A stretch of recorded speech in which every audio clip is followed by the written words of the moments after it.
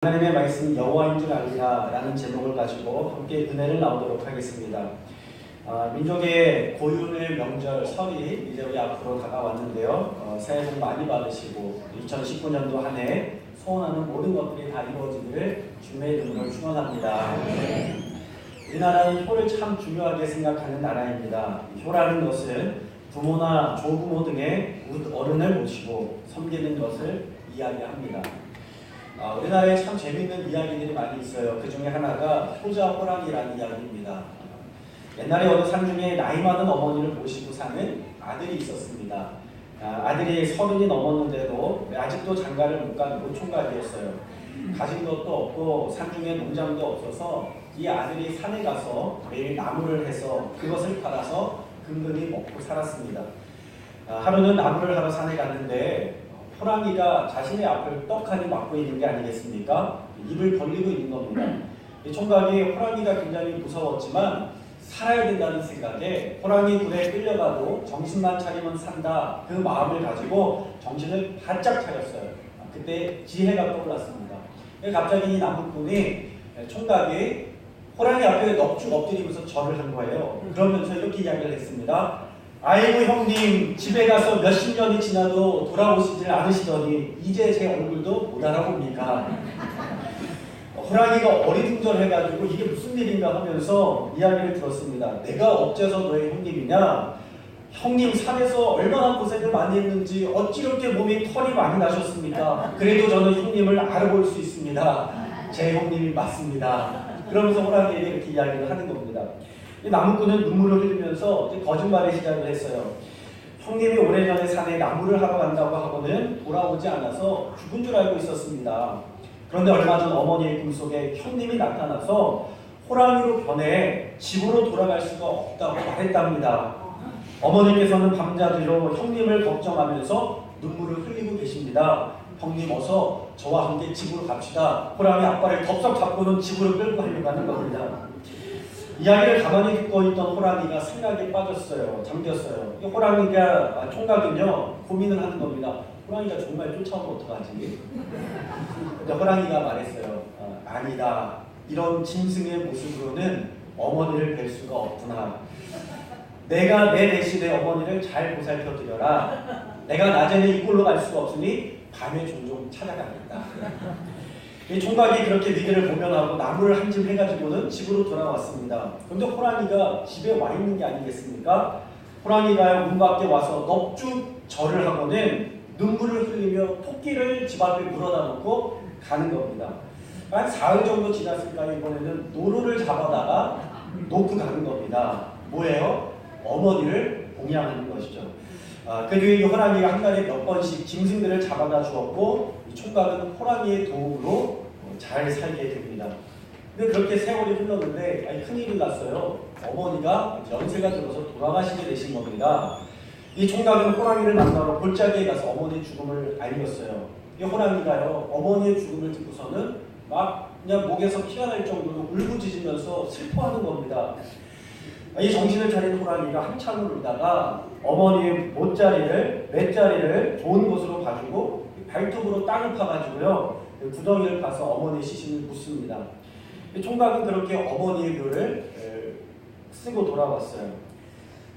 이 총각이 나중에 명절에 가서 어머니를 뵈려고 무덤에 갔더니 이 호랑이가요 신효살이를 하고 있는 게 아니겠습니까? 묘에 있으면서 3년 동안 어머니를 돌보면서 그 3년이 지나고 나니까요 결국에 호랑이가 금식을 하면서 식음을 정폐하고 그곳에서 어머니와 함께 죽음을 맞이하게 되었다는 그런 이야기입니다. 말도 안 되는 이야기를 근데 이 이야기를 통해서 우리 가운데 전해보자 하는 이야기가 있어요. 메시지가 있습니다. 그것은 뭐냐면 우리나라는 효를 굉장히 중요하게 생각하고 또 부모를 봉양하는 것이 마땅한 일이라는 것을 우리 가운데 이야기하는 것입니다. 내 조부모, 또 조부모, 또 조부모, 또 조부모를 올라가게 되면 결국에는 누구를 만나게 될까요? 온 인류를 창조하신 하나님 아버지를 우리가 만나게 되는 줄로 믿습니다. 우리가 부모와 조부모 같은 및 어른을 공경한다면 온 인류를 만드시고 하나님 앞에 만드시고 생명을 주신 하나님 아버지를 섬기는 일은 더욱 마땅한 일인 줄로 믿습니다. 오늘 이 자리에 나와서 하나님 앞에 예배드리는 저와 모든 주의 권속들에게 하나님의 축복이 함께 하시기를 주님의 이름으로 축원합니다. 오늘 하나님께서 이스라엘을 출애굽시키시면서 이해할 수 없는 길로 인도하십니다. 앞에는 바다요, 뒤에는 광야였습니다. 더군다나 바다를 등지고 광야를 보고 장막을 치게 됐는데 눈앞에서 누가 달려오냐면 이집트의 군사가 달려오게 되었습니다. 여러분, 그 위쪽에 숲곳으로 도망을 가게 되면 색강을 건너서 갈 수 있는 길이 있었어요. 그런데 하나님께서는 바다 한가운데로 이스라엘의 길을 인도하셨다는 것입니다. 왜 하나님은 앞에 길이 없는 바다로 인도하셨을까요? 우리가 신앙생활하면서 그런 고민을 들 때가 있어요. 하나님의 생각과 나의 생각이 다를 때에 우리가 어떻게 생각해야 될 것인가? 우리가 하나님을 이해할 수 없다고 생각하지만 하나님은 더 높은 길로, 더 넓은 길로, 더 깊은 길로 우리의 삶을 인도하신 하나님인 줄로 믿습니다. 3절의 말씀을 다시 한번 같이 읽어보도록 하겠습니다. 3절의 말씀입니다. 13절이죠. 네. 3절의 말씀을 보니까 이렇게 이야기가 13절의 말씀 읽겠습니다. 시작.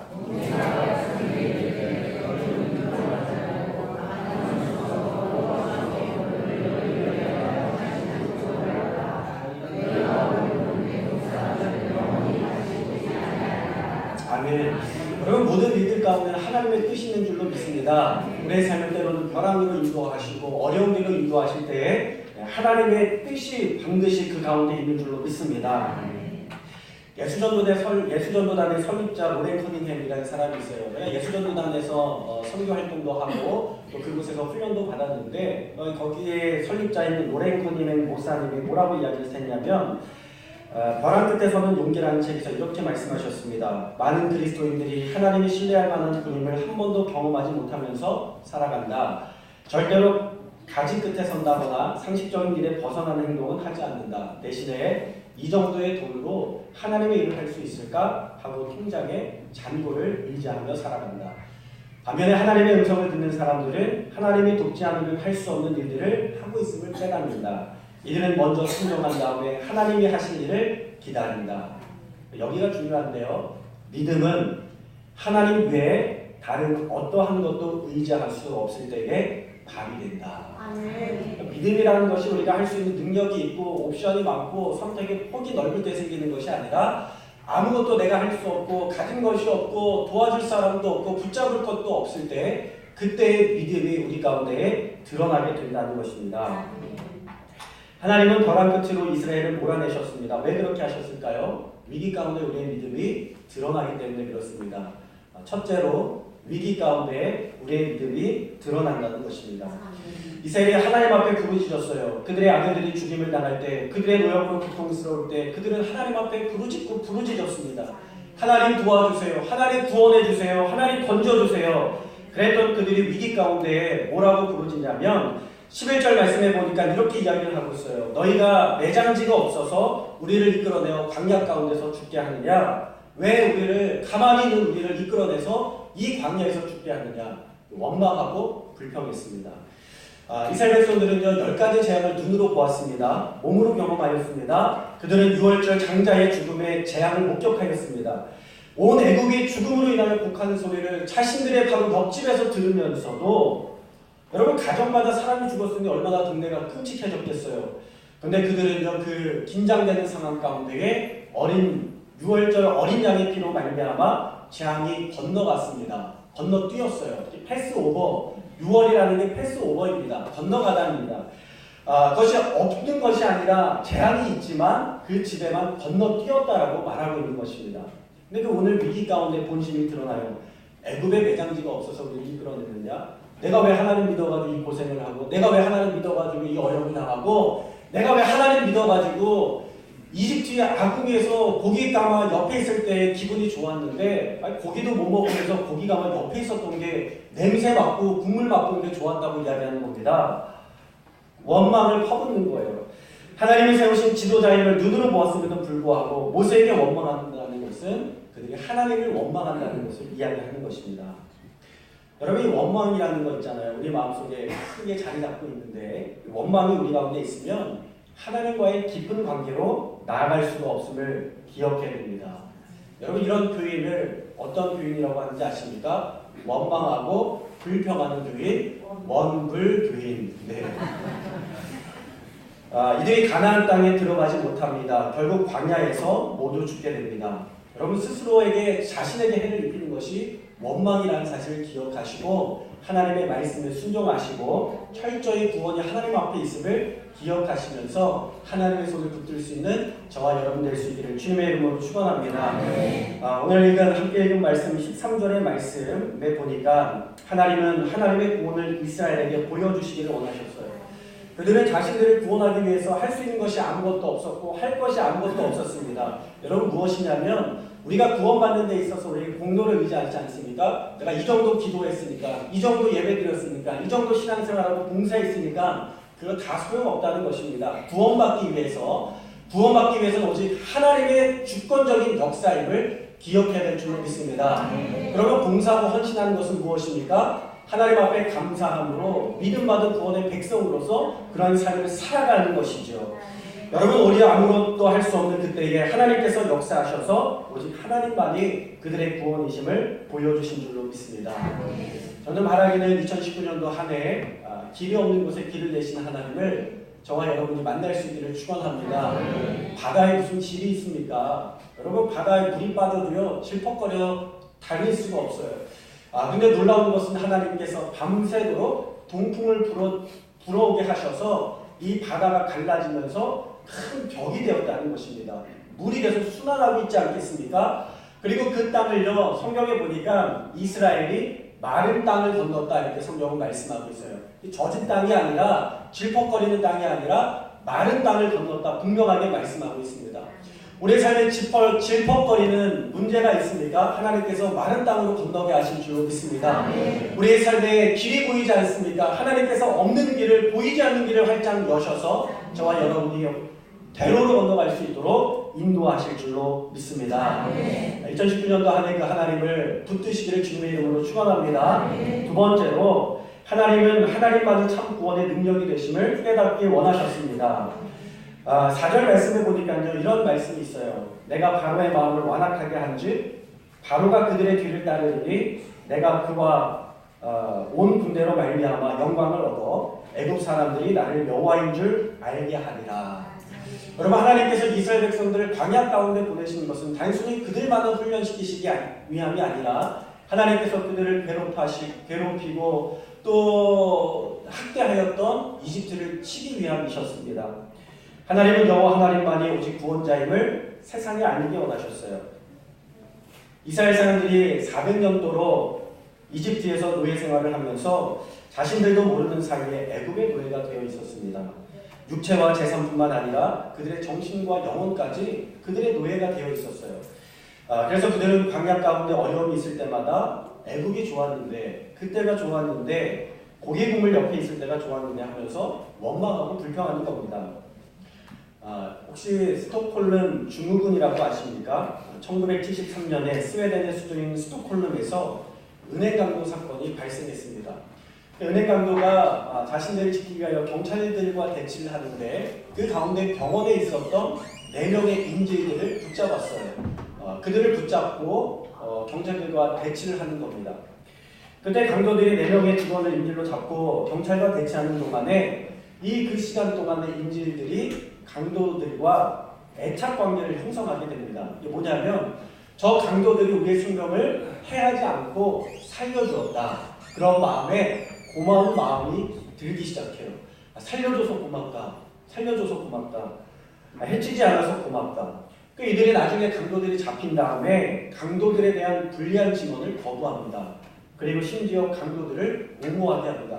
저 사람들은 절대 악의를 가지고 온 사람들이 아닙니다. 저 사람들도 다 나름대로 사정이 있어서 그런 겁니다 하면서 오히려 그들을 옹호하기 시작해요. 이게 뭐냐면 스톡홀름 증후군이라는 것입니다.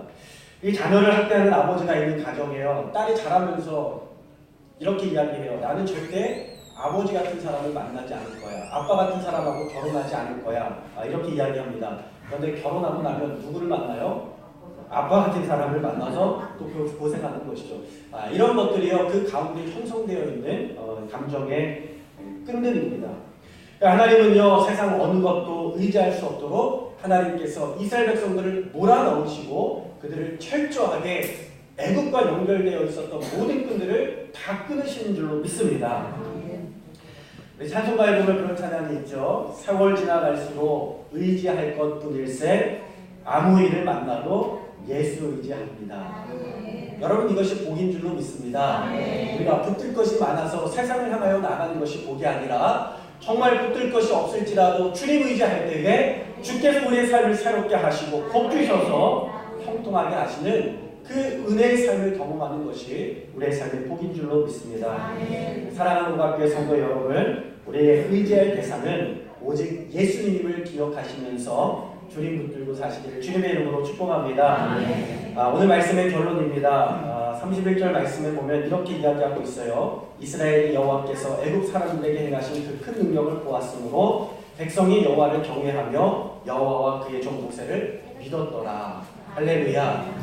이스라엘 백성들 가운데 믿음이 생기기 시작했습니다. 하나님의 말씀에 순종하는 훈련을 갖기 시작했어요. 여러분, 그것이 복인 줄로 믿습니다. 불신했고 원망했던 그들이 하나님을 신뢰하기 시작했고 믿음이 없던 그들이 믿음의 길을, 새로운 길을 보기 시작했습니다. 가만히 보면 하나님께서 계획하신 대로 우리의 삶을 이끌어 가시는 것 같아요. 하나님께서 계획하신 대로 우리의 삶을 붙드시고 붙잡아 주셔서 결국에 우리의 삶은 하나님의 뜻 안에 있는 줄로 믿습니다.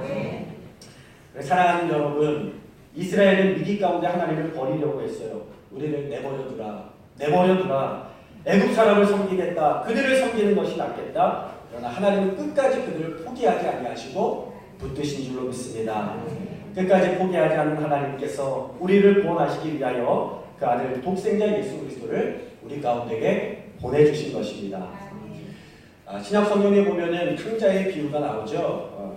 집 나간 둘째 아들에 대한 이야기가 나옵니다. 첫째 아들은 장자로서 집에 잘 있었어요.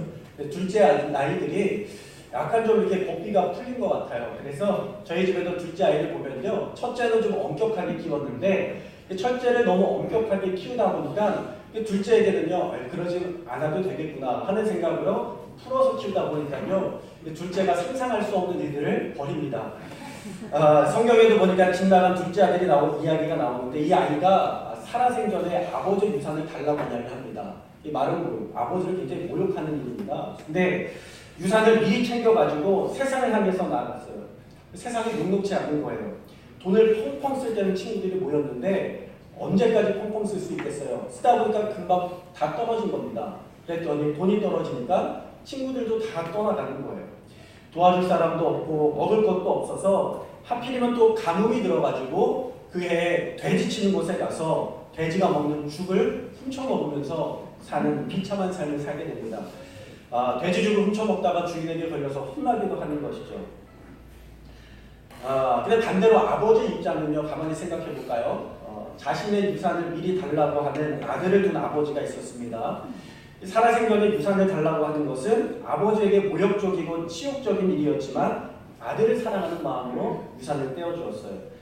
저 금방 탕진할 텐데 아버지는 알고 있었지만 아들을 존중해 주었습니다. 아들을 보내고 난 후에 아버지가 걱정이 되는 거예요. 그래서 마을 밖에 나가서 이제나 저제나 돈 떨어지면 들어올 텐데 하면서 나가서 항상 기다리고 있는 겁니다. 아들의 이야기입니다. 아들이요, 돼지의 죽을 훔쳐먹다가 주인에게 걸려서 혼이 났어요. 그때 생각이 들었어요. 아버지 집에는 먹을 것이 많은데 아버지 집에 종으로 들어가는 것이 내가 여기서 자유인으로 돼지를 치는 것보다 더 낫겠다. 그래서 종이 되기로 결정하고 아버지의 집에 다시 돌아가게 됩니다. 그가 고민했어요. 아버지가 나를 다시 받아줄까? 거절하시면 내치시면 어떻게 하지? 집으로 돌아가는데 동구 밖에 아버지의 모습이 보이는 겁니다. 눈물이 나고 죄송하고 미안하고 해서 울면서 아버지에게 뛰어가는 거예요. 아버지 입장이에요. 저 멀리서 보니까 아들이 모엔 거린 같은 아이가 뛰어오는데 아버지는 아들을 정확하게 알고 있었습니다. 내 아들이구나. 이 아버지가 자신의 신발이 벗겨진 것도 모른 채 아랑곳하지 않고 아들을 향해서 뛰어나가는 겁니다. 냄새가 나고 지저분하고 그렇지만 그럼에도 불구하고 이 깨끗한 옷을 입은 아버지가 자신의 옷이 더럽혀짐에도 불구하고 아들을 꼭 끌어안고 내 아들아 내 아들아, 종이 무슨 말이냐, 너는 내 아들이라 하면서 사랑하고 꼭 끌어안고 다시 아들로 삼는 것입니다. 여러분, 이것이 하나님 아버지의 마음입니다. 끝까지 포기하지 않고 끝까지 우리를 사랑하시고 끝까지 기다리신 하나님, 그분이 바로 우리 하나님이신 줄로 믿습니다. 우리 설 명절의 가장 큰 효도가 무엇일까요? 바로 우리의 근원이신 여호와 하나님을 아는 것인 줄로 믿습니다. 오늘 주님을 붙드시고 그 구원의 능력을 경험할 수 있는 저와 여러분 다 될 수 있기를 주님의 이름으로 축원합니다. 기도하겠습니다.